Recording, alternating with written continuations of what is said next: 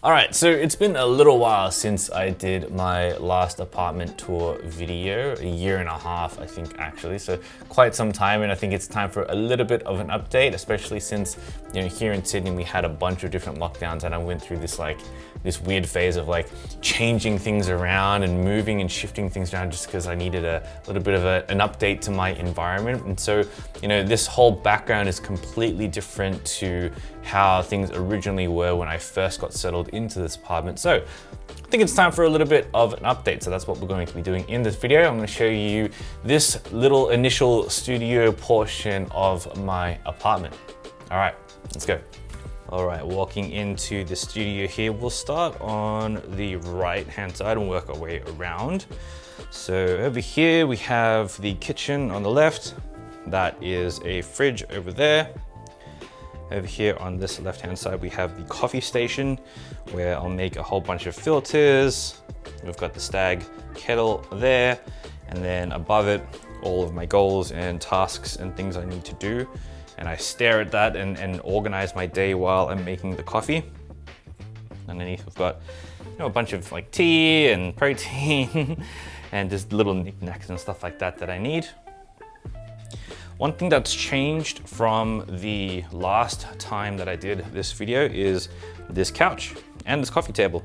So this couch, I decided to have a 3-seater couch with really low arms on the side so that I could put my head there and lie down on the couch. This is one of the pet peeves that I have about couches just in general. I have to get ones where I'm able to lie down. This coffee table is an all metal coffee table, and it's fantastic because it's very black. I can do a lot of flat layers and stuff on there as well, and it's just super sturdy and I really enjoy it. Moving on to the side here, we have a wall of sound panels, and this really helps reduce a lot of the echo in this apartment because there is a bunch, and I've got the carpet on the floor as well that really helps out as well. Over here in the corner, we've got our toolbox, iPad on the top, and then these are some of my most used SSDs that I've built for myself. They're all NVMe drives and they have enclosures for them. And then this toolbox is the same as last time. We've got hard drives and cleaning cloths and all the rest of it. Knickknacks and bits and bobs and tools and a whole bunch of different cables and all the rest of it. Some tripod action. We've got the setup, which I will go through at the end of the video. For now, we can go to the left here. This is my wall of just memories and stuff like that, which I think is really nice to look at when you come into the studio space. I've got a print down here of Tokyo, and then a little tray here that holds all of the catch-alls for my wallet and my keys and all that kind of stuff. Some more memories of Polaroids and all that kind of stuff as well. I've got a little HomePod mini over there as well. Over here we've got the same TV as before as last time. It is the Sony A8H OLED TV, 65-inch, absolutely fantastic TV. I love it. A Apple TV down there. Down here we've got a PS4. I sold my PS5 recently, and then there's a OLED switch there as well. And then underneath I just have a whole bunch of cables, and it is absolutely atrocious right there at the moment. But that's where I keep all of my charging stuff. And then these are the shelves, which you have most definitely seen me use quite often on the set. So here's the rack of lenses, which I'll just grab lenses as I need them. As you can see, there are 2 holes there at the moment for the lenses that I'm using at the moment, as well as the bodies over here on the right, which to which I have one missing because I'm using actually 2 bodies at the moment. We've got the YouTube award going on up here, and then a couple of knickknacks and stuff like that, just to fill up the shelf space. Got some drones down here, some little books, some candles, little calendar, all that kind of stuff. Which then leads us to the main setup here.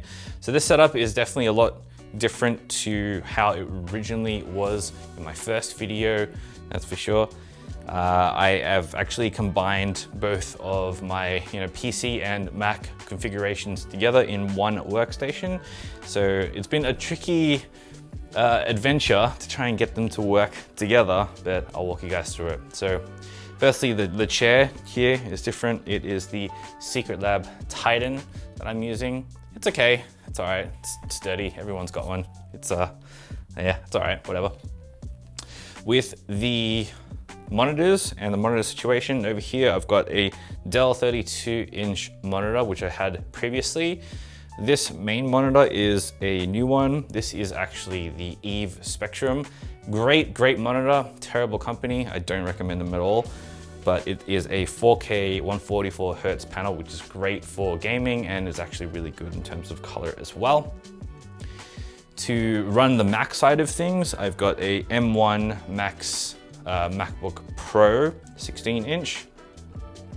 Here you can see the setup for my normal angles. And I've got, a little monitor on the side here, and then the Shure SM7B, which I kind of just move and boom, kind of down like that. And that's the typical angle that you'll see. Over here I've got a single softbox, and then I'm also using the Audio Engine A2 Plus still, and that is all plugged into a Yamaha sub down here. On the top here is my Pegasus 32. This is a 24 terabyte DAS, which I connect directly into the MacBook using a cable here. Hello, hi. And then all of these peripherals and all that kind of stuff is connected to this CalDigit Thunderbolt extension up here.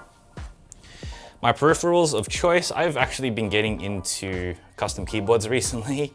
So this is a Idaba Best Type with Holy Panda switches and blank keycaps.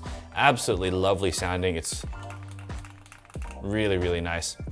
Really enjoying it. Very heavy. It's like 2.5 kilos. For gaming, this is the G Pro Wireless Superlight, which I actually just use as my daily driver for pretty much everything, gaming and productivity, just because I love light mice. And then we have the PC. So this guy here, this is the other keyboard that I built recently. This is the Bakeneko CNC version 65. So this is a chunky boy as well. It's like 1.3 kilos. And the switches for this is the Telios V2 with the DSA Milkshake keycaps. Super nice to use for gaming.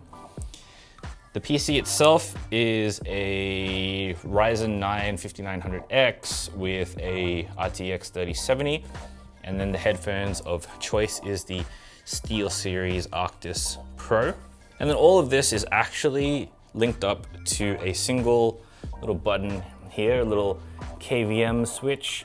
And this switch switches the speakers, the keyboard, the mouse, all between the PC and the Mac, so that I can switch between the two really quickly when I need to, when I'm going from like gaming to productivity, for example.